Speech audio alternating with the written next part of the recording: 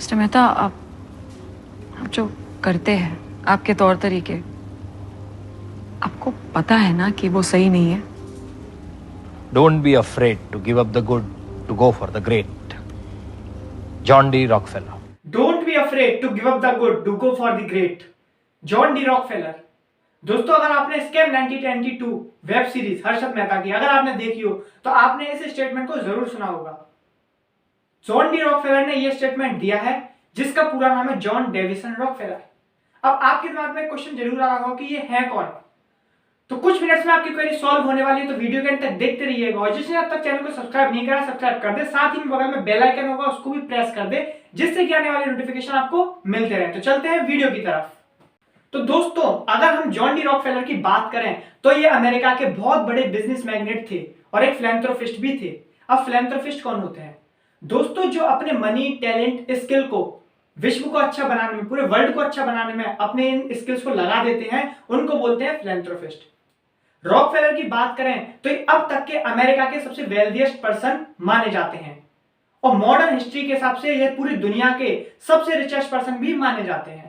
यानी कि मैं बात करूं तो अभी प्रेजेंट टाइम में दुनिया का सबसे अमीर इंसान कौन है? Elon Musk. हाँ, बात भी सही है, जिसकी संपत्ति है 190 बिलियन डॉलर की। लेकिन 2019 की जो डॉलर की वैल्यू है, अगर उस वैल्यू के हिसाब से हम रॉकफेलर की संपत्ति के बारे में बात करें तो उनकी जो वेल्थ है वो निकल के आएगी 418 बिलियन डॉलर्स की।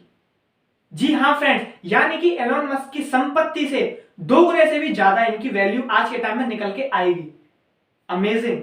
तो दोस्तों, अगर मैं अब आपसे क्वेश्चन करूं कि इस अर्थ पे सबसे पहला बिलियनियर कौन था, तो उसका भी आंसर है जॉन डी रॉकफेलर। जी हाँ फ्रेंड्स, ये हमारे अर्थ के सबसे पहले बिलियनियर बने थे।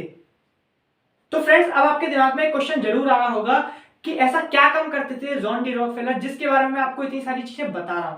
तो ये क्वेरीज भी आपकी हम सॉल्व कर ही देते हैं। तो दोस्तों, अगर मैं अब आपको रॉकफेलर के बारे में बताऊं तो इनका जन्म एक रिच फैमिली में हुआ था। जब ये 16 इयर्स के हुए तो इन्होंने अपनी एक जॉब लगा ली, वो भी एक असिस्टेंट शॉपकीपर की। इसके बाद फ्रेंड्स, इनको थोड़ा पैसों में मजा आने लगा, फाइनेंशियल इनको मजा आने लगा, तो ये फिर नए नए बिजनेस में एंटर करे। इन्होंने बहुत सारे बिजनेस में एंटर करके बिजनेस के बारे में सीखा। फिर कुछ टाइम बाद इन्होंने खुद की एक ऑयल रिफाइनिंग कंपनी स्टार्ट की। इन्हें क्या पता था कि इस ऑयल रिफाइनिंग कंपनी इनको दुनिया का सबसे बड़ा अरबपति बना देगी। लेकिन फ्रेंड्स, ऐसा हुआ। कुछ टाइम बाद इनकी जो ऑयल रिफाइनिंग कंपनी थी वो बहुत बड़ी हो गई और ये बन गए हमारे पूरे वर्ल्ड के अरबपति। दोस्तों, अब इनसे रिलेटेड कुछ फैक्ट्स हैं जो मैं आपको बताऊंगा और आपको बहुत मजा आएगा, तो वीडियो को जारी रखिएगा। दोस्तों, ये जो फैक्ट मैं आपको बताने जा रहा हूं ये थोड़ा इंटरेस्टिंग है, सुनिएगा ढंग से। दोस्तों, रॉकफेलर के जो पिताजी थे, फादर, वो एक कॉन आर्टिस्ट और एक बाइगेमिस्ट है, सॉरी थे। यानी कि कॉन आर्टिस्ट कौन होते हैं फ्रेंड्स? आपने देखा होगा कुछ लोग ऐसे होते हैं जो सामने वाले को गलत पट्टी पढ़ा के उससे पैसे ले लेते हैं। यानी कि बोलते कुछ है, उनका काम कुछ होता है और सामने वाले से वो पैसे ले लेते हैं। इसी तरीके से जो रॉकफेलर के पिताजी थे वो भी कॉन आर्टिस्ट थे। यानी कि वो सामने वाले को बताते कुछ थे, करते कुछ थे और उनसे पैसा ले लेते थे, हड़प लेते थे पैसा, है ना। तो इस तरीके से इनके पिताजी का ये काम था। और फिर ये बाइगेमिस्ट थे, यानी कि इनके पिताजी की जो शादी हुई थी, शादी होते हुए भी इन्होंने दूसरी शादी कर ली थी इलीगली। दोस्तों, जैसा कि मैंने अभी आपको कुछ देर पहले बताया था, जॉन डी रॉकफेलर जब 16 इयर्स के हुए तो इन्होंने एक असिस्टेंट शॉपकीपर की जॉब लगा ली। वो डेट थी 26 सितंबर 1855। दोस्तों, अब मैं आपको जो फैक्ट बता रहा हूं वो थोड़ा इंटरेस्टिंग है। फैक्ट ये है कि ये अपना बर्थडे सेलिब्रेट नहीं करते, ये अपनी जॉब एनिवर्सरी सेलिब्रेट करते थे हर साल। जी हाँ फ्रेंड्स, 26 सितंबर 1855 को इनने अपनी पहली जॉब लगाई थी। इनका मानना यह था कि अगर वो जॉब नहीं लगती तो शायद ये इतने बड़े आदमी कभी नहीं बन पाते थे, इसलिए वो ये हर साल सेलिब्रेट करते थे।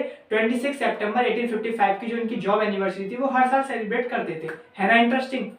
दोस्तों, जैसा कि मैंने अभी आपको बताया था कि रॉकफेलर बिजनेस मैग्नेट होने के बावजूद एक बहुत अच्छे फिलैंथ्रोपिस्ट भी थे। ये बात इनकी इससे जाहिर होती है, जो मैं अभी आपको फैक्ट बता रहा हूं बहुत ज्यादा इंस्पायरिंग फैक्ट है। 1897 में इन्होंने अपनी ऑयल कंपनी से रिटायरमेंट ले लिया था। उसके बाद इन्होंने एजुकेशन पे, रिलीजियन पे और साइंटिफिक रिसर्च पे बहुत ज्यादा डोनेशंस किया है। एक बार इन्होंने 500 मिलियन डॉलर का डोनेशन किया था इन सारी चीजों पे, यानी कि $500 मिलियन इन्होंने डोनेट कर दिए थे। He was such a great person. दोस्तों अभी तक जो मैंने आपको फैक्ट बताए वो थोड़े फाइनेंशियल थे, लेकिन अब मैं आपको इनका एक फिजिकल फैक्ट बताता हूं कि जॉन डी रॉकफेलर एक बीमारी से जूझ रहे थे जिसका नाम था एलोप्सिया।